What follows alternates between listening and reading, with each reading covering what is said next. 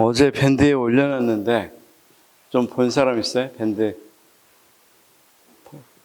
범령 오늘 할 거 밴드에 올려놨는데 오늘 같이 보고 갈 겁니다. 거기랑 같이.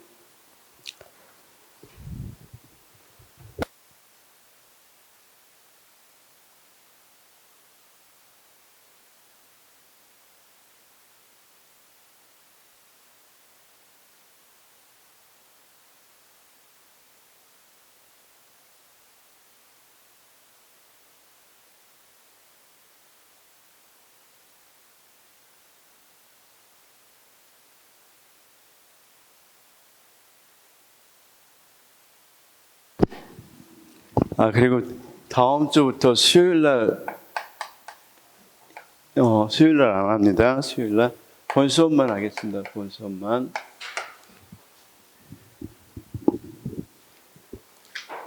자, 인사행정. 한번 그려봅시다. 인사행정은 어떤 건지. 우리가 공직구조, 그러니까 인사행정 구조죠. 인사행정 구조. 인사행정 구조는 일단 어떤 것 봤어요? 발달하고, 그 다음 구조, 공직구조 봤었죠. 그 다음 발달, 그 다음 우리나라 공직구조. 그렇죠?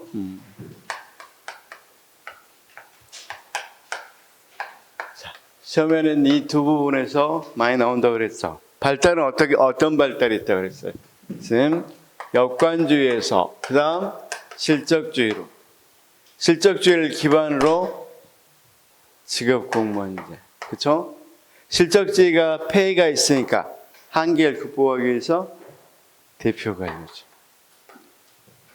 자, 이것 꼭 알아둬야 된다고 그랬고, 그 다음 여기는 뭐가 있다고 그랬어요? 여기는 어떤 거? 계급제하고 직위분류제. 그쵸? 직위분류제에서 시험에 가장 많이 나오는 건 직무평가 방법. 자, 직무평가 방법은 어떤 게 있었어? 직무평가 방법.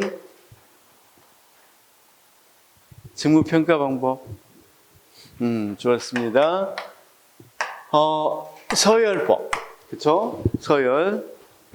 직무끼리 비교한다고 그랬죠? 서열법. 그 다음, 분류법. 이 둘은 비계량적 방법이다. 그 다음, 점수법, 요소 비교법. 이건 계량적 방법이다. 이렇게 했었죠. 그래서 이 부분이 중요하고, 우리나라는 어땠어요? 우리나라는 공직구조로 경력직과 특수경력직. 그렇죠? 경력직에는 일반직하고 특정직하고, 특수경력직에는 정무직하고 별정직하고. 뭐 이렇게 봤었죠. 자, 그래서 이렇게 인사행정 이론 또는 공직구조 부분을 이렇게 봤습니다. 그 다음, 당연히 인사행정에서는 먼저 뭐 해야 되겠어? 사람을 관리하는 거니까 뽑아야 되겠어. 뽑을 때는 모집을 하고 선발해야 되고. 그렇죠? 그런데 우리 시험에는 방금 이야기했다시피 사실 이것도 많이는 안 나오고, 이거하고 이거 많이 나온다고 그랬죠? 그럼 여기 모집과 선발 부분은 어떤 것이 많이 나온다고 그랬어요? 특히 선발의 시험. 그렇죠? 그래서 시험의 요건은 어떤 것들이 필요하다 그랬어요? 시험 보는데 요건은 신뢰도, 타당도, 객관도, 그다음 변별도나 난이도. 그렇죠? 그래서 자, 특히 시험의 요건 중에서는 어떤 거? 타당도. 타당도는 세 가지. 기준 타당도, 내용 타당도, 구성 타당도. 근데 기준 타당도는 또 두 가지. 그렇죠? 예측 타당도, 동시적 타당도. 자, 이렇게 그려놓으면 거의 다 쌤들 이게 인사행정 하고 있어. 인사행정 그림이 이렇게 그려지는 거예요. 머릿속에 그려져야 돼. 그 다음, 모집하고 선발했으면 뭐 해야 되겠어요? 모집하고 선발했어. 능력 발전 시켜줘야 되겠죠? 지금 공무원에 관계된 이야기를 한단 말이야. 쌤들이 지금 뽑았어. 그쵸? 모집하고 선발했단 말이야. 선발하려면 뭐 봐야 돼? 지금 우리 내년에 준비하고 있는 거 있죠? 그 시험 봐야 돼. 그래서 이제 뽑혔어. 뽑혔으면 뭐 해야 되겠어? 능력을 발전시켜줘야 되겠죠? 능력 발전하는 것은 어떤 게 있겠어? 이제 들어가면 현직 교육 같은 걸 받는단 말이야. 현직 교육, 연수 같은 것도 받고 그렇단 말이지. 그럴 때, 자, 그런 것들을 우리가 교육 훈련이라고 그랬고, 교육 훈련은 직장 내에서 할 수도 있고, 직장 외, 뭐 훈련원 가서 개발, 뭐 인재개발원 이런 데 가서 교육할 수도 있다고 그랬죠. 직장 내, 직장 외. 그렇죠? 그래서 직장 내에서는 뭐 수습을 한다든가 직무순환 뭐 이런 것들에서 가르칠 수 있는 거고, 보통 직장 외에서 하는 것들이 많이 나오죠. 직장 외에서는 뭐 강의식, 토론식, 그렇죠? 그다음 실제 체험하는 방법, 그렇죠? 경험을 통해서 하는 것 중에 우리가 두 가지가 주로 잘 나온다고 그랬죠. 어떤 거? 그렇죠. 감수성 훈련. 또 하나는 액션 러닝. 그렇죠? 그래서 액션 러닝은 뭘 생각한 타이타닉. 그렇죠? 타이타닉이 왜 이 침몰을 했다고 그랬어요? 현장의 목소리를 안 들었단 말이에요. 현장의 목소리. 현장에서 이렇게 하면 문제 있다. 현장에 이렇게 하면 침몰할 수도 있다고 그랬는데 그걸 깡그리 무시해버렸어요. 그래서 될 수 있으면 현장, 실제 현장에서 이게 강조되는 거죠. 그렇죠? 그다음 문제를 수행하면서 일어나는 일들에 대해서 성찰하고 그것에 대해서 좀 더 발전된 문제 해결책을 찾아내는 거. 뭐 이런 것들이 뭐라고 그랬습니까? 액션론. 자, 왜냐하면 우리 교육훈련에서 우리나라에서도 이 액션 러닝 같은 게 옛날에는 거의 강의식으로 했어요. 근데 요즘은 감수성 훈련이나 액션 러닝 같은 걸 많이 활용하고 있다. 이렇게 알아두시면 되겠고, 그 다음 이제 당연히 어떤 것들이 있겠어? 우리가 발전시키는 방법으로는 교육 훈련도 하고, 그렇죠. 평가. 평가를 통해서, 평가가 왜 능력 발전이냐 그러면 자기 자신은 물론 자기 자신이 아닐 수도 있겠지만 자기 자신에 대해서는 남들이 어떻게, 뭐가 문제고 뭐가 잘했고 뭐가 문제인지를 알려주면 뭐 할 수 있겠어? 피드백해주면 훨씬 자신의 능력을 발전시킬 수 있겠죠. 그래서 우리가 평가를 한다고 그랬죠. 그러면 이 보통 이제 성과 평가라고 합시다. 여러 가지 성과에 대해서 평가해 주면서 그 사람이 뭐 어떤 거, 문제점 또는 장점 이런 거 알려준단 말이에요. 근데 성과 평가를 할 때는 4급부터 4급 이상은 어떤 걸로 한다 그랬어? 성과 계약 등의 평가. 성과 계약한 뒤에 그걸 가지고 평가를 하는 거고, 그 다음 이 5급 이하로서는 금평, 근무성적 평정. 그렇죠? 그래서 4급 이상과 5급 이하로 나누어서 이야기한다. 자, 그런데 이제 물론 이런 건 나누는 건 아직 우리가 구체적으로 이건 안 봤어요. 그런데 성과 평가를 하려면 우리가 보통 어떤 방법을 써요? 이 말 그대로 근무 성적 평정 이런 표현을 쓰는 것처럼 평정이라는 방법을 쓴단 말이에요. 평정. 수, 우, 미, 양 이렇게 하는 것들을 평정이라고 그래요. 평정. 그럼 이 평정을 할 때는 평정의 방법이 있겠고, 그렇죠? 평정의 방법이 있고, 그 다음 어떤 것이 있다고 그랬어? 거기에 따른 오류가 있다고 그랬어. 그렇죠? 그래서 자, 우리나라는 어떤 평정법을 사용해? 도표식 평정 방법을 사용한다. 그렇죠? 그래서 자, 도표식 평정 방법도 사용하고 여러 가지 평정 방법에 대해서 우리가 살펴봤었죠. 그렇죠? 그래서 자, 여러 가지. 그래서 형태 기준, 형태 관찰. 이걸 구분을 해야 된다고 그랬죠? 형태 기준과 형태 관찰. 지금 차이가 뭐야? 그렇죠. 관찰은 빈도다. 그러니까, 많이 했냐, 적게 했냐, 이런 걸로 물어본다. 그렇죠? 행태 기준은 제일 잘한 거, 그 다음 잘한 거, 그 다음 잘한 거, 이렇게 쭉 나온다 그랬죠? 그렇죠? 그래서 지난번에 나눠드린 이 자료 꼭 한번 사례를 꼭 확인해 보시기 바랍니다. 수요일 날 안 오신 분들은 조금 더 복사한 거 보셔야 되는데, 안 가져왔죠, 또? 그쵸, 지났는데 뭘 가져와? 근데 오늘 연결되는데, 안 가져오면 안 되는데.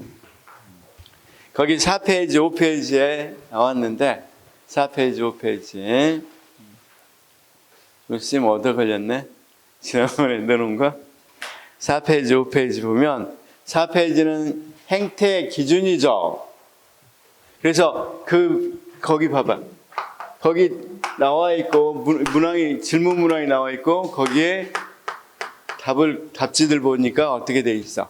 가장 바람직한 것, 그 다음 바람직한 것, 이렇게 돼 있죠. 그 다음, 행태 관찰 봐봐. 관찰 보니까 빈도로 돼 있죠. 그쵸? 빈도로 돼 있잖아. 거기 이렇게 돼 있어. 그냥, 이 환율 변동과 상관없이 수시로 관련 자료의 통계를 수집한다. 이렇게 할 때 거의 볼 수 없다. 항상 볼 수 있다. 이렇게 돼 있죠. 보려고 하니까 빈도를 확인하려면 뭐 해야 되겠어? 관찰해야 되겠죠. 그래서 행태 관찰이라고 이야기한다. 그 다음, 영양평가센터를 활용할 수도 있다고 그랬죠. 그 밑에 보니까 이건 고위공무원단, 우리나라 채점할 때, 평가할 때 고위공무원단으로 해요. 고위공무원단은 이 영양평가센터에서 하기도 합니다. 이 평가를 하기도 해요. 그런데 우리나라는 이걸 많이 활용하는 거지 딱 정해놓지는 않아. 그래서 부서에 따라서는 다른 것을 활용할 수도 있어요. 그 다음, 이거 할 때 가장 조심해야 될 게 강제 배분법하고 강제 선택법. 그렇죠? 그 다음, 이건 의외로 덜 나오고 어떤 게 시험에 많이 나와? 오류. 평정의 오류. 그렇죠? 그래서 평정의 오류를 좀 정리 좀 해야 되겠죠? 자, 우리 쌤들, 자, 평정의 오류에서 한번 볼까요? 자, 어떤 오류가 있다고 그랬어? 평정하는데. 집중화, 관대화, 엄격화, 이런 오류가 있다고 그랬죠? 그래서 평정할 때 그냥 좋은 게 좋은 거니까 아주 좋게 주는 거, 관대화. 평정 내용을 잘 모르겠어. 뭘 평정해야 될지. 그럴 때는 거의 대부분 중간 정도에 집중해버린다고 그랬죠? 집중화. 그래서 이걸 극복하기 위해서는 강제 배분법. 그렇죠? 배분법. 그 다음 또 어떤 게 일어난다 그랬어? 규칙적 오류하고 총계적, 불규칙적인 거죠. 규칙적으로 오류가 생기는 거, 총계적, 불규칙적으로 오류가 생기는 거. 이것도 봤고, 시간에 따라서 첫머리 효과하고 시간에 따라서 근접, 최근에 한 걸 많이 크게 평가하는 경향이 있다고 그랬죠. 오류가 근접의 오류. 그 다음 선입견 때문에 일어나는 오류는 선입견. 집단적이라든가 이런 선입견들 때문에 일어나는 거. 상동의 오류. 그렇죠? 상동의 오차라고 그랬고. 그 다음 이거 안에 첫머리 근접 효과를 방지하기 위해서는 뭐가 좋다고 그랬어? 강제 선택. 그렇죠? 미안. 이거 쓰고 있어. 쏘리 어떤 거? 중요사건 기록법. 뭐 이런 것들이라고 그랬죠. 그래서 사건들을 뭐 미리 기록해 놓으면 꼭 최근의 것만 아니라 그 전의 것도 평가할 수 있으니까 중요사건 기록법. 그 다음 이 오류 중에서 제일 많이 나오는 게 연쇄효과. 연쇄효과는 어떤 것이라고 한다고 그랬어요? 그렇죠. 후광효과. 그렇죠? 그래서 연쇄효과는 하나의 이 평정 요소가 다른 평정 요소에 영향을 주는 거. 연쇄효과를 방지하기 위해서는 강제 선택법. 그 외에도 어떤 게 있다고 그랬어? 근본적 귀인 오류 같은 게 있다고 그랬죠. 그래서 자기가 실패할 때는 외적 요인을 주로 강조하고 남이 실패하면 그래 실력이 없어서 실패했지. 내적 요인을 강조한다. 성공일 때는 반대로 하면 되고, 그렇죠? 그런 걸 근본적 이 귀인 오류, 그렇죠? 오류 효과라고 그랬고, 근본적 귀속 또는 귀인이라고 그랬습니다. 자, 그 외에도 뭐 논리적 오류 몇 가지 있는데 시험에는 거의 대부분 이 부분에서 나왔죠. 자, 오늘은 어떤 걸 할 거냐면 여기에서 실제 이제 4급 이상은 뭐라고? 성과 계약 등의 평가. 그 다음 5급은 금평. 그렇죠? 그래서 금평하고 그 다음 이제 고위 공무원단은 뭐까지도 한다? 역량평가까지 한다. 그렇죠? 그래서 그런 것들 좀 알아보고 지금 이건 평가에서 우리가 평정하는 방법은 실제 이 평정하는 구체적 방법을 이야기했는데 평정 방법에는 이렇게 분류할 수도 있겠죠. 어떻게? 누가 평정하느냐로. 자, 어떻게 평정하느냐 이것에 대해서 방금 이야기했어요. 도표식 평정, 서술식 평정했다면 누가 평정하느냐에 따라서 유형을 구분할 수 있겠어 없겠어. 자, 거기서부터 시작하겠습니다. 누가 평정하느냐. 자, 페이지. 자, 288페이지 봐봐. 288페이지. 우리가 일반적으로 관리자가 평정하죠. 평정할 때 일반적으로는 관리자가 평정하죠. 288페이지 평가 책임에 따른 분류에 있어. 그러면 일반적으로 거기 감독자 평가, 그렇죠? 또는 부하평가법 이런 게 있는데 감독자가 평가할 수 있겠고 그 다음 누구도 부하들이 평가할 수도 있겠고, 그렇죠? 그 다음 스스로 평가할 수도 있겠고, 그렇죠? 그 다음 누구도 평가할 수 있겠어? 동료 평가도 있어, 동료. 그렇죠? 그래서 이런 사실은 평가할 사람 딱 보니까 이 정도. 그런데 우리나라에 이 도입된 게 다면평가제라는 게 있어. 원래는 이렇게 하든 한 가지로 주로 평가를 했다가 또는 두 가지를 섞었다가 다면평가제가 도입됐는데 다면평가제는 뭐냐면 그럼 시험에는 이것으로 나오겠죠? 새롭게 도입돼서 하고 있으니까 다면평가제에 거기 다면평가. 근데 다면평가는 누가 평가하는가 본다면 다면평가는 거기는 봐봐요. 누가 평가하는데 상관. 그러니까 상관, 부하, 그다음 동료. 거기에 하나 더 추가되어 있는 게 민원인. 이게 중요해요. 민원인도 평가하는 거야, 민원인도. 다면평가에는 민원인도 평가합니다. 그래서 이 사람들이 모여서 합의해서 평가하는 거 아니야? 각각이 평가해, 각자가. 그걸 나중에 합산하는 거야. 무슨 말씀인지 아시겠죠?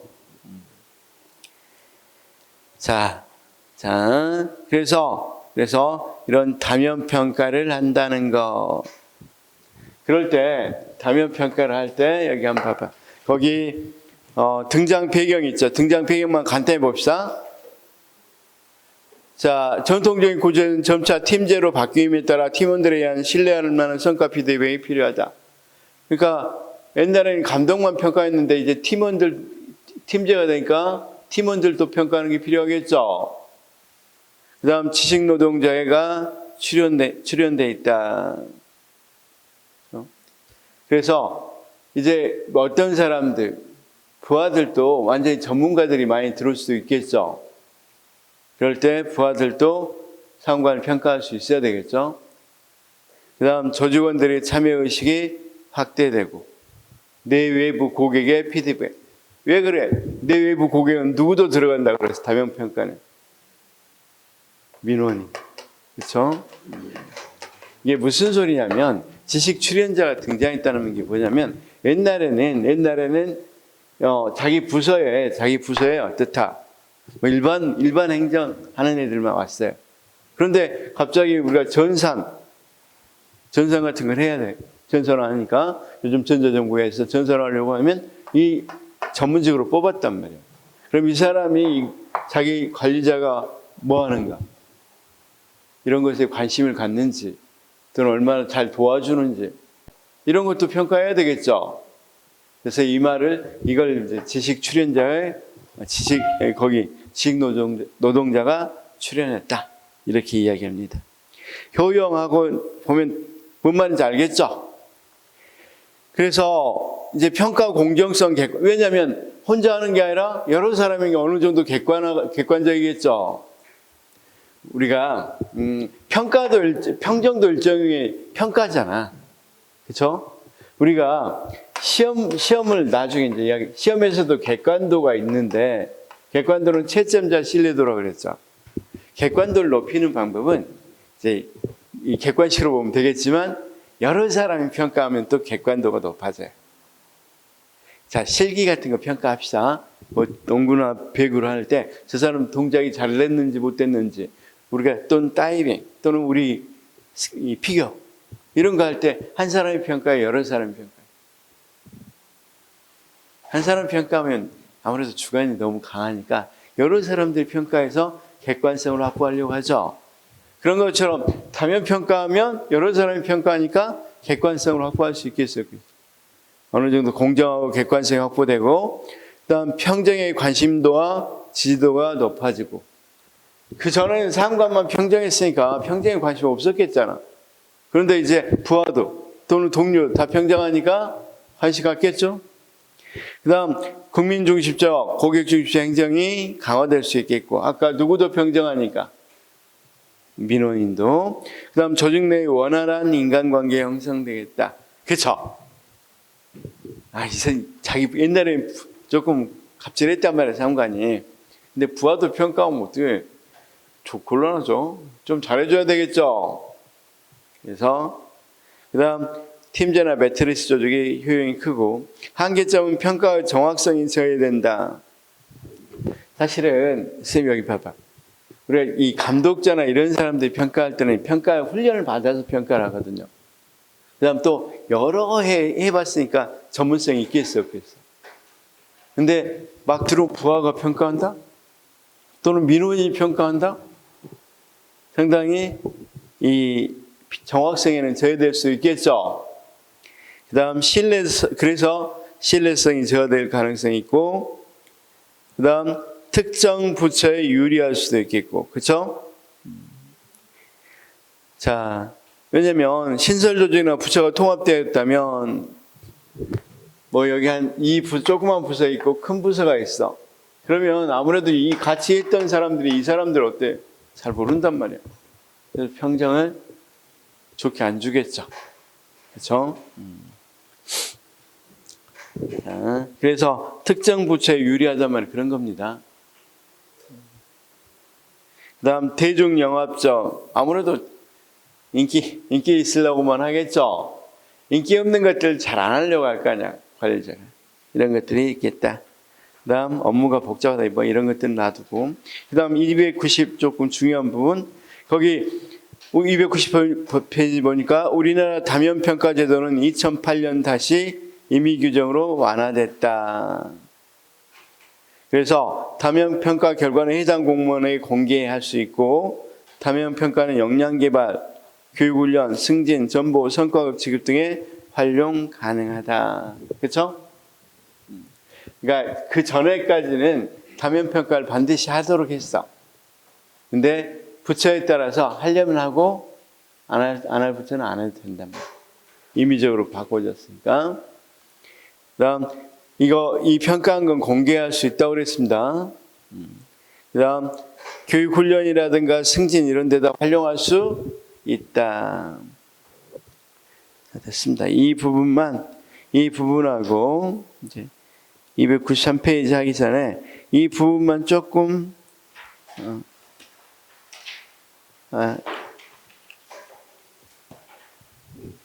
문제를 풀어보면 방금 이야기한 것만 조금 풀어봅시다.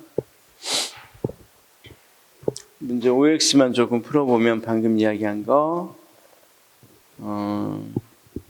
다면평가 제도만 좀 봅시다. 다면평가 제도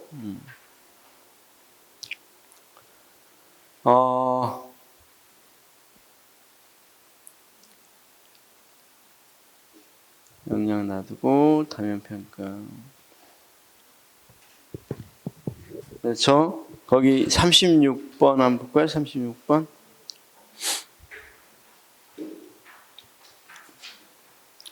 자, 근무성적 평정의 방법에서 다면평정법은 여러 사람을 평정자로 활용해서 평가에 참여하는 소수인의 주관과 편견 그리고 이들 간의 개인 편차를 줄임으로써 객관성과 공정성을 높일 수 있는 제도이다. 맞죠? 그 다음 302페이지 37번 38번 아니구나 39번 해야 되구나 39번 다면평가 제도는 다수 평가자가 참여해 합의를 통해 평가 결과를 도출하는 체계이며 개별 평가자 오류를 방지하고 평가의 공정성을 확보할 수 있다. 자, 거기 합의합니까? 각자가 평가한다고 그랬어. 각자가 평가합니다. 합의해서 평가하는 거 아닙니다. 40번 다면평가 제도는 개인을 평가할 때 직속 상사에 의한 일방향적인 평가가 아닌 다수의 평가자에 의한 다양한 방향에서 평가이다. 맞죠? 41. 다면평가 제도는 조직 구성원들에게 조직 내의 모든 사람과 원활한 인간관계를 증진시키려는 강한 동기를 부여함으로써 업무 수행의 효율성을 제고할 수 있다. 좋습니다. 42. 다면평가 제도는 능력보다는 인간관계에 따른 친밀도로 평가가 이루어져 상급자가 업무 추진보다는 부하의 눈치. 아까 그런 식의 부작용이 있을 수 있다고 그랬죠. 인기 영합적인 행동을 할 수 있으니까. 그 다음 41. 다면평가 제도는 조직 구성원들의 조직 내의 모든 사람과 원하는 인간관계를 증진하려는 강한 동기를 부여함으로써 업무 수행의 효율성을 제고할 수 있다. 맞고. 42. 다면평가 제도는 했어? 43. 쏘리. 우리나라 다면평가 제도의 민원인은 해당 공무원에 대한 다면평가에 참여할 수 있다고 그랬죠. 아까 민원인도 다면평가 민원인 들어간다고 그랬잖아. 44. 우리나라 다면평가 제도에서 다면평가 결과는 해당 공무원에 공개할 수 있다고 그랬고 45. 우리나라에서 다면평가 제도에서 다면평가 결과는 승진, 전보, 성과급 지급 등의 참고자를 활용할 수도 있다고 그랬고 46. 우리나라 다면평가 제도는 해당 공무원에게 평가 정보를 다각적으로 제공하는 경우에는 능력 개발을 유도할 수 당연히 아까 어디 부분에 지금 하고 있어 우리가 능력 평가에서 능력 개발에서 하고 있죠. 그래서 자 46번까지 했습니다. 자, 뭔 말인지 대강 알겠죠 이제. 그래서 이제 구체적으로 293페이지 보면 이 부분 할 겁니다. 누가 하는 게 아니라 이제 우리가 무엇에 따라 계급에 따라서 달리 이제 평정을 합니다. 그렇죠? 그래서 거기 293페이지 보니까 4급 이상 공무원은 성과 계약 등 평가. 그렇죠? 그다음 5급 이하는 금평. 이걸로 한다는 거죠. 그래서 일단 이 부분을 좀 알아두시면 됩니다. 일단 이 부분을 알아두시면 되겠고. 자, 179페이지. 시험 문제 한번 보고, 요약제 179페이지에.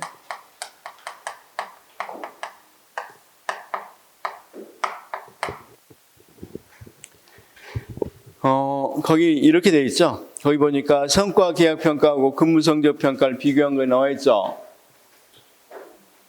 179페이지, 그쵸?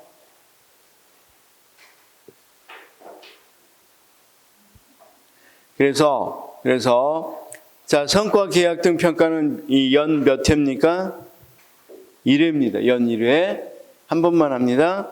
근데 금평은 5급 이하는 2번 합니다. 2번 합니다. 우리 쌤들 지금 이것 갖고 설명을 하려고 그랬는데, 이것 갖고 지금 7페이지 있는, 지난주에 나눠드린 7페이지 있는 것 갖고 설명을 하려고 그랬는데, 쌤 자료가 부족해서, 자료가 없어서, 그쵸? 자, 거기 7페이지 한번 봐봐, 7페이지. 7페이지 비교돼 있죠? 비교돼 있는 거. 비교돼 있는 거. 이거 쌤 끝나고 복사해 드리겠습니다. 거기 보니까 뭐라고 돼 있어? 성과 계약 등 평가, 근무 성적 평가는 평정자, 확인자, 보통 평정자는 뭐다? 평정 대상자의 상급, 상위 감독자 중에서 기관장이 정한 자가 평정자, 확인자가 됩니다. 그러니까 보통 평정자는 만약에 과장이 평정한다 그러면 그 윗사람이 확인자가 됩니다. 윗사람이. 그러니까 평정자가 실제 평정한 사람, 윗사람은 그 평정한 걸 확인하는 거죠.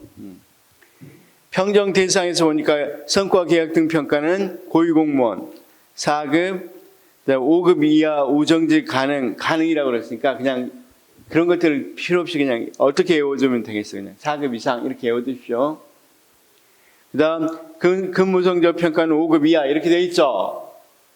그 다음 인기제라든가 이런 사람들은 뭘로 한다? 역시 금평합니다. 자, 특정제 직종별 개별 법령에 의해서 다릅니다. 일반직은 그렇고, 그러니까 특정직은 뭐냐면요. 자, 쌤 봐봐. 특정직은 경찰, 교사, 그렇죠? 경찰이나 교사, 그다음 이 군인 이런 사람들은 이제 일반직이 이런 성과계획 등 평가를 한다고 성과계획 등 평가하고 근무 성적 평가를 하는 거지. 여기서는 개별 법률에 따라 다 달라요. 그러니까 쉽게 해서 이건 봐봐. 교사들은 여기는 이제 직급이 분명한 게 아니잖아. 5급 이 4급 이상, 이 5급 이하 이런 게 분명하지 않으니까 예를 들어 교사 같은 경우는 그냥 전부 다 교사가 됐든 교장이 됐든 교감이 됐든 다 금평해버려. 거기는 성과계획 등 평가라는 게 없어. 거기서 이렇게 이 교사들 속에서는. 그래서 특정직은 뭐다? 이 직종별 개별 법령에 의한다. 자, 정무직, 별정직 이렇게 있는데 이것까지 다 외울 필요 없이 그냥 시험에는 4급 이상 성과계약 등 평가, 5급 이하 금평 이렇게 외워두시면 됩니다. 그 다음 평정시기 보니까 성과계약 등 평가는 연 1회라고 되어 있죠. 그 다음 금평은 연 2회라고 되어 있고 사실은 평정 항목이 자 성과계획 등 평가는 성과 목표 달성도, 부서 평가 결과, 직무 수행 능력 중 하나 또는 그 이상 이렇게 되어 있죠. 그런데 금평 봐봐. 직무 수행 능력이나 근무 실적 이건 반드시 해야 되고 필요시 직무 수행 태도까지 하는 거야. 그 다음 공개 및 이의 신청에서는 자 공개가 둘 다 원칙입니다. 확인자에게 이의 신청이 둘 다 가능합니다. 그 다음 특히 금평은 조정 신청까지 가능합니다. 그러니까 이렇게 수비 양으로 했는데, 내가 우 같은데 미 줬어요? 그러면 이의 신청 가능하고 조정해 주라고, 특히 이제 이의 신청 가능한 건 둘 다 똑같아요. 근데 조정까지 해주라고 이야기하는 것은 금평에서는 할 수 있어요. 금평에서. 그 다음 평가 결과 활용 거의 다 똑같죠? 그렇죠? 특히 그런데 봐봐. 둘 다 어디에 제재에도 활용할 수 있어 없어? 제재에도 활용할 수 있죠. 근데 제재 활용 중에서 하나가 성과 계약 등 평가는 적격 심사에도 활용할 수 있는 거죠. 그렇죠? 고위 공무원단은 적격 심사에 활용할 수 있어요. 자, 이게 여기까지 봤어요, 지금. 그러면 여기 봅시다. 이렇게 제가 평가를 이렇게 나누면, 자, 4급 이상은 뭘로 한다고 그랬어요? 성과 계약 등 평가를 하고, 5급 이하는 금평하고, 당연히 여기 고위 공무원단도 뭐합니까? 성과 계약 등 평가를 하죠. 근데 고위 공무원단은 또 하나 평가를 한다고 그랬죠? 역량 평가를 한다고 그랬죠. 자, 선생님 고위 공무원단으로 잠깐만 갔다 옵시다. 158페이지. 158페이지 잠시 넘어갔다 옵시다. 요약집 158페이지, 159페이지, 요약집 159페이지. 159페이지 보니까 고위 공무원단은 과장급에서, 그쵸? 이제 교육과정을 거친 뒤에 뭐예요? 무슨 평가한다고 돼 있어? 역량 평가를 해야만 후보자군으로 온다고 그랬죠? 그러면, 자, 고위 공무원단이 되려면 어떤 것까지 하나 더 있어?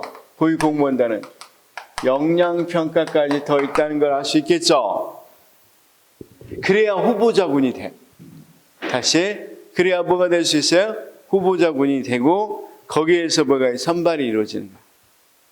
그렇죠? 거기서 후보자군에서 진입심사를 해야만 뭐가 될 수 있어? 고위공무원단이 될 수 있겠죠? 자, 그러면 여기 이제 역량평가가 뭐냐? 이게 나올 수 있겠어, 없겠어? 역량평가. 역량평가가 뭐냐? 이게 나올 수도 있겠잖아. 그렇죠? 그래서 역량평가가 뭔지에 대해서 조금만 보시면 되겠다.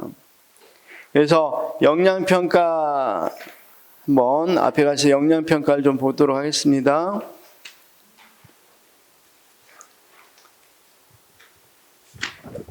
자, 역량평가. 다면평가 받고, 역량평가가 뒤에 나왔을 건데.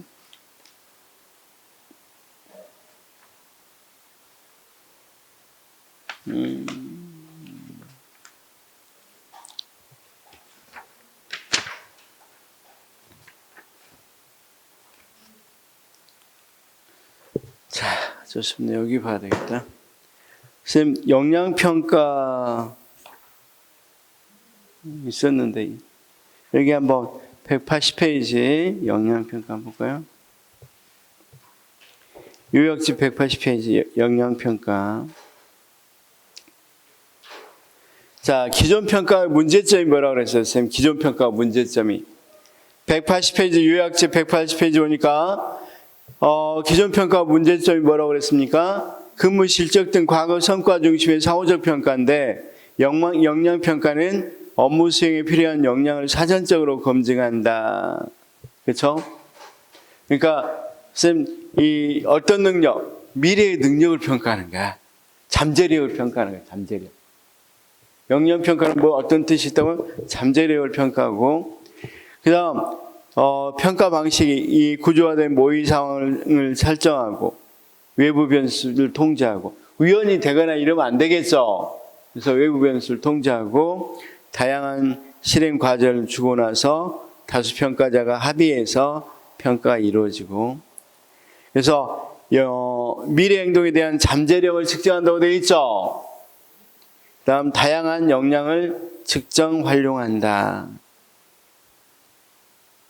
그 다음 개별 평가자의 오류를 방지할 수 있다. 역량 평가는 이런 특징을 가지고 있다. 그래서 역량 평가를 좀 봐주시면 좋겠습니다.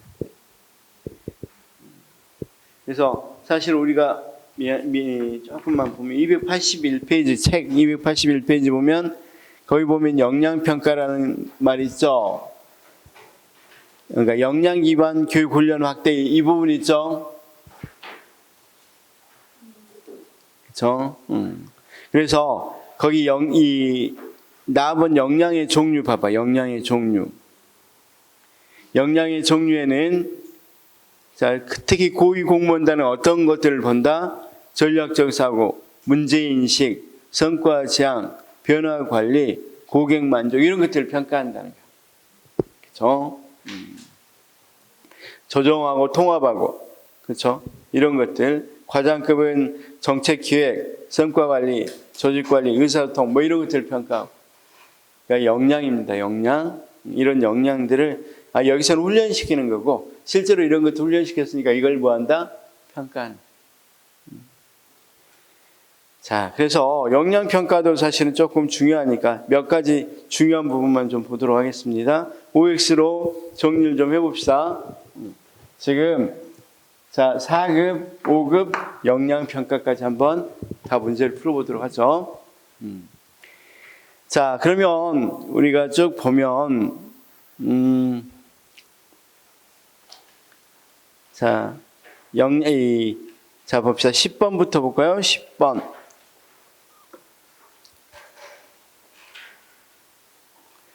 자, 장차관 등 기관 책임자와 실국장, 과장 간의 업무 수행과 관련된 성과 목표 및 지표 등의 내용을 사전에 협약하도록 하고 이를 토대로 승진, 보상 등 인사관리에 반영한 제도는 직무성과 계약제다. 그렇죠?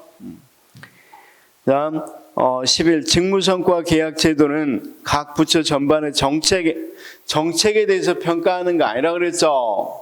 그렇죠? 그 사람의 실적이라든가 부서의 실적 같은 걸 평가하는 거죠. 성과, 실적 이런 거. 개인의 능력이라든가 실적 이런 걸 평가하는 거죠.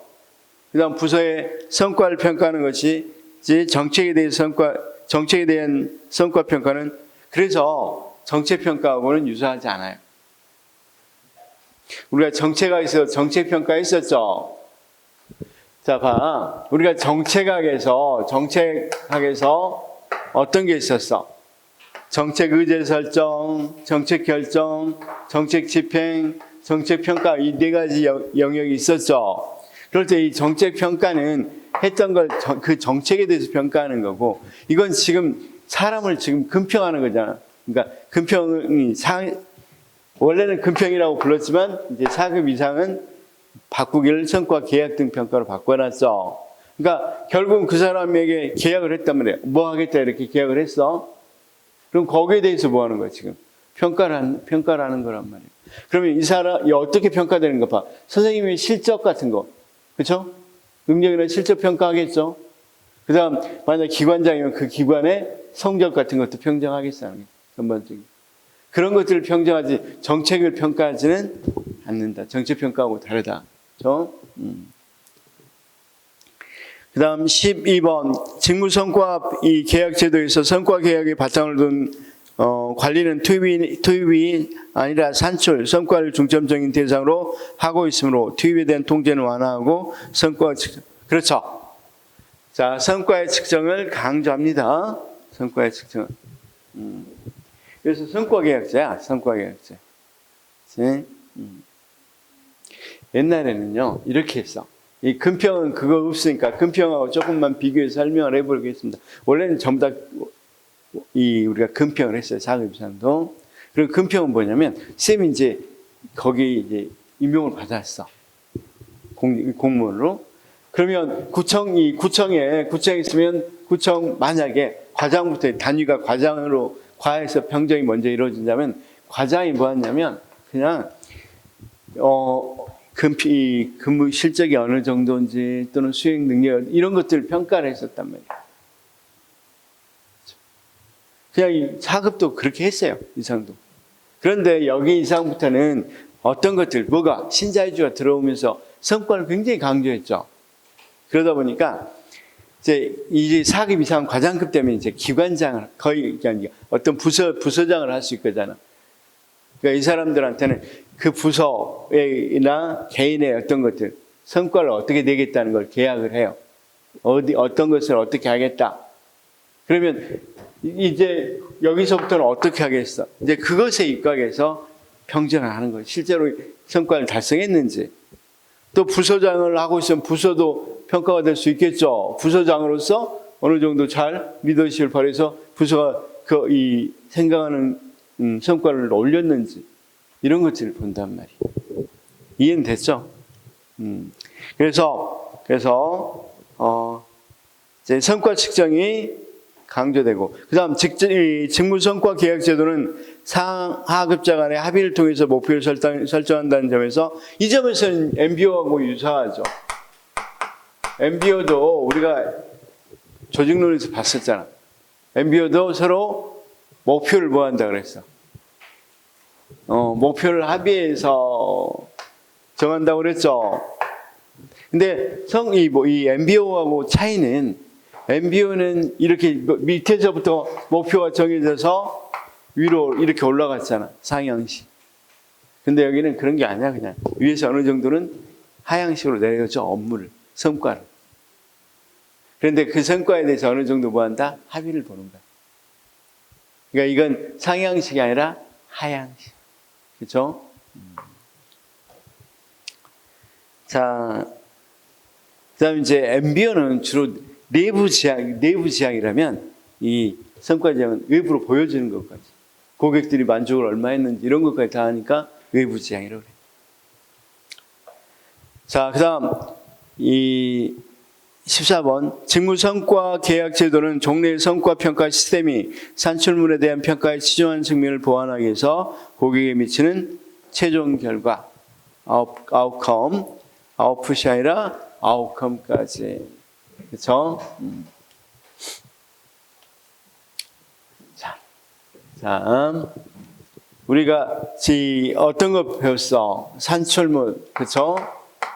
산출. 그 다음 거기 있는 거 이제 결과. 이게 어떤 거냐면 이런 거라고 그랬죠? 이런 것들. 이건 어느 정도 단기간에 나타난 효과. 이건 어느 정도는 중장기에 나타난 효과를 말합니다. 그렇죠? 더 이제 우리가 정책론에서는 더 장기적으로 보는 걸 임팩트, 영향이라고 그랬죠. 근데 그냥 놔두고 여기서만 한다면 산출하고 결과라고 생각합니다. 산출과 결과, 아웃컴.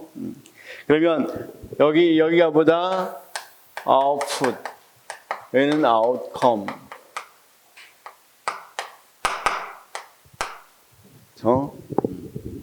그래서 자, 우리가 도로를 건설했을 때 막 도로 건설해서 이제 뭐 하려고 해? 뭐 안전한 운행 이런 것들을 하려고 할 때 목표가 안전한 운행이면 진짜 안전해졌는지까지 평가하는 건 결과고, 도로를 넣는 거, 바로 도로를 기간 안에 놨다. 그럼 뭐다? 놨느냐 안 놨느냐는 산출에 대한 평가란 말이에요. 그러니까 아무래도 지금 도로 막 놓은 것은 바로 지금 나타난 결과죠. 그런데 이 도로를 놓음으로써 어떻다? 상당히 많이 교통사고가 줄었다. 그런 거 뭐가 되겠어? 결과. 그렇죠? 아웃풋. 그러면 어떤 것에 주로 많이 했냐면, 옛날에는 바로 이 사람이 뭐 했느냐, 방과 같이 이런 일 처리를 했느냐 안 했느냐를 주로 처리한다면, 지금은 그러니까 외부 성과계약제, 직무성과계약제는 뭐까지도 본단 말이에요. 좀 더 장기적으로 그 성과를 좀 평가를 한단 말이에요. 그렇지? 그래서 최종 결과를 제대로 평가하고자 도입되었다. 이거 맞습니다. 근무성적 평가제는 4급 이상, 틀렸죠? 금평은 5급 이하. 그 다음 16번.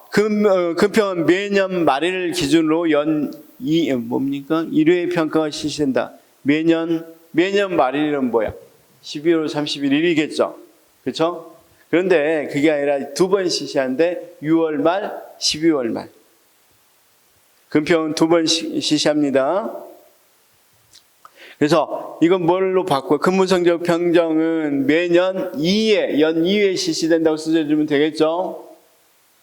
그 다음 17번은 금평 근무성적 평가제는 평가 단위는 소속 장관이 정할 수 있다. 그래서 아까 과 단위로 평가할지 국 단위로 평가할지 이런 것들은 누가 정한다고? 소속 장관이. 그 다음 금평은 공정한 평가를 위해 평가자와 피평정자의 사전협의 할 수 있도록 되어 있습니다. 왜냐하면 어떤 걸 평가하겠다 미리 이렇게 이야기해줘요. 어떤 것들을 평가하겠다. 그렇죠? 미리 공지 떠요. 이런 것 금평할 때 하겠다. 자, 그 다음 19번 직무성과계약제는 상하급 간의 합의를 통해 목표를 설정하고 성과계획의 내용이 구체적이며 상향식 아니라고 그랬죠. MBO와는 어떤 부분에서는 서로 합의한다는 점에서는 유사하나 MBO는 상향식, 그 다음 성과계약제는 하향식. 그렇죠? 20번 직무성과계약제는 실국장 등과 갑자기 5급 이하 말이 안 되죠? 4급 이상. 21번 직무성과계약제는 주로 개인의 성과평가 제도로 조직 전반의 성과관리를 중심으로 하는 균형성과지표는 균형성과지표는 우리 배웠어 안 배웠어? 에이, 너무 재무제표에만 치중하니까 학습 및 성장, 그쵸? 그 다음 고객, 그 다음 여기 프로세스, 내부 과정 이런 것까지 다 지표로 해서 평가하는 거죠. 그 다음 자 23 공무원 근무 성적 평정에서 평정 대상자가 근무 실적과 직무 수행 능력을 평가하지만 적성 아까 근무 태도는 필요하면 실시한다고 되어 있죠. 필요시 실시한다고 되어 있죠. 그다음 26번입니다. 우리나라 6급 이하 공무원에는 직무성과 계약제가 적용 말이 안 되죠. 4급 이상이라고 그랬죠. 27. 역량평가는 단순히 근무 실적을 넘어 해당 업무 수행을 위해 충분한 역량이 있는지 평가한다 맞고. 28. 역량평가에서 역량평가센터를 활용한 역량평가는 도입됐다고 그랬죠. 아까 역량평가센터 활용하는 거. 이제 실제로 이 고위공무원단 인사 규정이라는 게 있어요. 이런 거 다 볼 필요 없다고 그랬습니다. 제 구조에 보면 역량평가센터를 활용해서 역량평가를 해라고 되어 있단 말이야. 아까 그래서 역량평가 했었죠. 교육과정을 거치고 역량평가를 한 뒤에 후보자가 된다고 그랬죠. 자, 그 다음 29. 역량평가는 성과에 대한 외부 변수 통제한다고 그랬죠. 아까 개인 역량에 대한 객관적인 평가를 시도한다. 30번 역량평가에서 역량은 조직의 목표 달성을 위해 뛰어난 성과를 나타내는 고성과자의 차별화된 행동 특성과 그럼 봐봐요. 역량이 뭐냐? 이때 역량이라고 이야기할 때는 역량을 고성과자를 기준으로 해. 평균을 기준으로 하는 게 아니라. 꼭 알아두십시오. 고성과자를 기준으로 합니다. 그래서 31번은 틀리고, 거기 30번은 맞고 31번이 틀린 거야. 31번 역량평가에서 역량은 조직의 평균적인이 아니라고 그랬죠. 고성과자라고 그랬죠. 자, 고성과자의 행동 특성과 태도를 의미한다고 했으니까 그래서 30번 맞고 31번 틀린 이유입니다. 32번 역량평가에서 다수의 훈련된 평가자가 평가 대상자가 수행하는 역할과 행동을 관찰하고 합의하여 평가 결과를 아까 절차 봤었죠. 33번 역량평가는 고위공무원단 역량평가 대상 문제의식, 전략적 사고, 성과제한, 변화관리, 고객만족, 조정통합 6가지 역량인데 선생님 이거 틀리게 하면 나쁜 사람이죠. 그렇죠? 아니 시험 문제 내는데 지문에 이걸 6가지 중에서 이걸 바꾸면 나쁜 사람이니까 그냥 그러려니 하고 맞다고 생각하시면 되고 그 다음 34는 역량평가에서 고위공무원단 후보자가 되기 위해서는 역량평가를 거친 후 반드시 고위공무원단 후보자 교육과정 후보자 교육과정을 이수하고 역량평가했죠. 쌤 159페이지 다시 돌아가 봅시다. 빨리 요약집 159페이지 보면 우리가 어떻게 돼 있어? 후보자 되기 전 요약집 159 요약집 159 보면 뭐가 먼저 있어요, 쌤?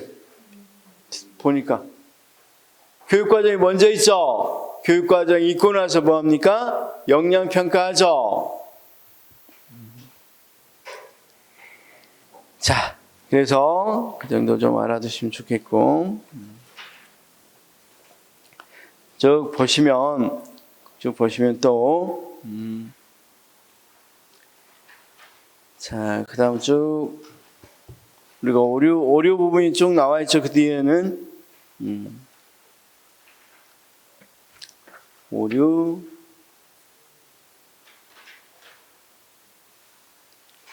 쌤 없네. 그 뒤에는 없죠. 그래서 자 우리 한 번만 이것만 다시 검토합시다. 다시 검토할 때 핵심만 뽑아봅시다. 자 이렇게 했을 때 4급 이상은 성과 기획 등 평가로 5급 이하는 금평으로 그렇죠? 여기는 1회 여기는 2회 고위공무원단은 이걸로 하는데 추가적으로 후보자가 되기 위해서 무슨 평가까지 한다? 역량평가까지 한다. 역량평가는 첫째 잠재력을 평가한다고 그랬습니다. 미래 잠재력. 그 다음 이때 역량은 고위성과자, 고성과자의 행동이나 태도가 역량의 기준이 됩니다. 그렇죠? 세 번째, 고위공무원단은 6가지 역량을 평가한다고 그랬죠? 근데 세부적인 건 안 알아도 된다. 그런 것들을 평가한다. 이 정도로 알아두시면 되겠다. 그렇죠? 그래서 이런 부분이 역량평가에서는 조금 잘 알아두시면 되겠고 그 다음 여기서는 1회인데 12월 말 여기는 2회인데 6월 말하고 12월 말하고 그렇죠? 자 이렇게 알아두시면 되겠다. 자, 이 정도만 좀 알아. 그 다음 네 번째 역량평가는 교육과정을 거치고 나서 역량평가가 이루어지고 그 다음 후보자가 될 수 있다. 고위공무원단의 후보자가 될 수 있다. 이 정도 알아두시면 되겠죠. 선생님 여기 자 성과 계획 등 평가나 여기 조금만 성과 계획 등 평가에서는 MBO하고 비교할 수 있겠다. 그렇죠? 그래서 공통점은 뭔가 상관과 부하가 합의한다. 그렇죠? 차이점은 여기는 상향식, 근데 여기는 하향식이다. 이렇게 이야기했었죠. 그다음에 이 성과 계획 등 평가는 우리가 정책 평가라든가 또는 균형 성과 지표 BSC하고는 다르다. 그렇죠? 이렇게 이야기했었고. 그다음 왜냐하면 그때 조직론에서 BSC가 나오잖아. 그러니까 조직 전반적으로 평가하는 거고 여기 인사행정이니까 사람을 평가하는 거야. 사람. 그래서 다르겠죠. 자, 이거하고 좀 비교하고 이건 2번 시시하고 이거 자 근무 실적하고 그다음 또 어떤 거라 그랬어? 갑자기 생각했어. 근무 실적 오버.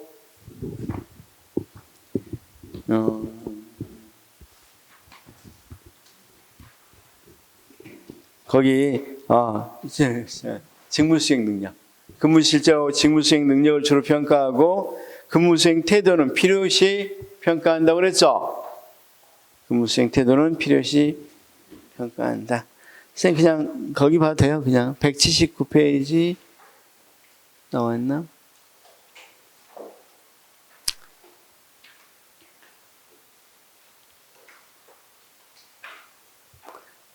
거기는 안 나왔네.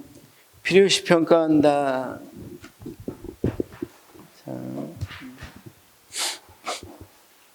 일단 그렇게 알아두시면 되겠습니다. 그렇게 알아두시면 되겠습니다. 그 다음 뭐 해야 되겠어? 사기하고 신분보장 해줘야 되겠죠? 이제 마지막 부분으로 갑니다. 여기 능력발전까지 봤죠? 능력발전에서 거기 안 했구나. 거기 공무원 이동만 조금 보겠습니다.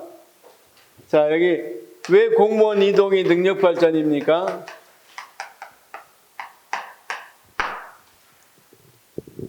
자, 선생님 이거 능력발전인가 봐봐. 승진 같은 거 해주는 거 능력발전 될 수 있겠어, 없겠어? 이건 뭐 사기를 높이는 것도 되지만 능력발전과 밀접이 관련되어 있단 말이에요.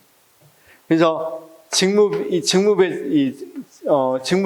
배치 또는 전환, 배치 이런 것들. 직무 배치는 선생님 이런 것들은 직무 배치입니다. 전직이나 정근 이런 것들이 직무 배치. 왜냐하면 이 A라는 업무를 했다가 이 구청에 있다가 어디 동사무소로 가거나 도중사무에 있다가 구청으로 가는 거 이거 근무지로 옮기니까 정근이거든요. 그렇게 함으로써 뭐 할 수 있어? 이 업무도 해보고 저 업무도 해볼 수 있는 기회가 되는 거죠. 그래서 이런 것들은 다 능력 발전에 넣어서 이야기하면 되겠다. 이걸 공무원 이동을 특히 승진 같은 경우는 사기에 넣어도 좋겠죠. 그래서 거기 보면 자 305페이지 쉬어야 되겠다. 자 그러면 지금 우리가 지금 어디까지 했는지 한번 봅시다. 자 지금 이거 했고 모집과 선발을 봤었고 능력 발전 보고 있습니다. 능력 발전에서 교육 훈련 봤었죠. 그 다음 성과 평가 등 그러니까 성과 평가 여기는 성과 계약 등 평가하고 금평이 있었고 그 다음에 이제 공무원 이동을 보려고 합니다. 그냥 간단히 공무원 이동은 이 표로 이렇게 돼 있다면 거기 표로 되니까 어떻게 이동하는 거 수직적으로 이동하는 거 수평적으로 이동하는 거 이 두 가지겠죠. 그렇죠? 이걸 배치 전환이라고 그러고 수직적으로 여기는 이제 전직하고 정근 이쪽으로 올라가는 걸 우리가 승진 밑으로 떨어지는 걸 강임이라고 그래요. 강임 밑으로 내려가는 걸 뭐라고? 강임. 그러니까 선생님 이 8급 했다가 9급으로 되는 거야. 이걸 강임이라고 그래요. 강임. 그런데 징계받아서 하는 건 강등이고 이건 강임도 할 수 있어. 그 직제가 없어져 버렸어. 그럼 어쩔 수 없이 밑에 할 수밖에 없겠죠. 그렇죠? 얘를 하나 나중에 이건 쉬었다가 이걸 좀 들어주고 그 다음 알다시피 사기 및 신분보장 그 다음 이제 여기다가 윤리까지 공무원 윤리 공무원이 문제니까 윤리도 있어야 되겠죠. 그렇죠? 그래서 뭐 부패 방지라든가 여러 가지 공무원 윤리 규정이나 이런 것들을 보려고 해요. 그래서 이것들을 보려고 어디에다 올려놨어? 밴드에다가 각 홈페이지 들어가서 국민권익위원회 홈페이지하고 인사혁신처 홈페이지 들어가서 다 따왔단 말이에요. 그래서 수업할 때 그거 보고 수업을 할 생각인데 인쇄하면 좋은데, 그치? 이거 항상 제가 집에서 해오거든요. 이거 인쇄를. 그러다 보니까 용지가 다 떨어져 버렸어. 하다 보니까 그래서 그걸 인쇄가 안 될 것 같아서 어디에다가 잉크도 거의 없고 그래서 밴드에다 올려놓은 겁니다.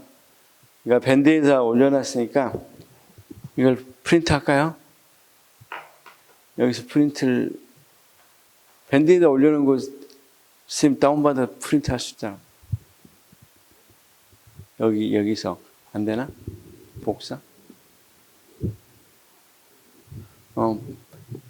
복사해서 보면 훨씬 더 잘 보이겠죠?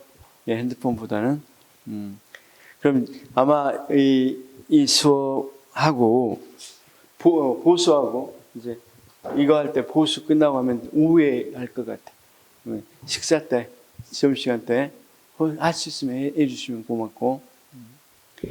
자, 좀 쉬었다 하겠습니다. 10분.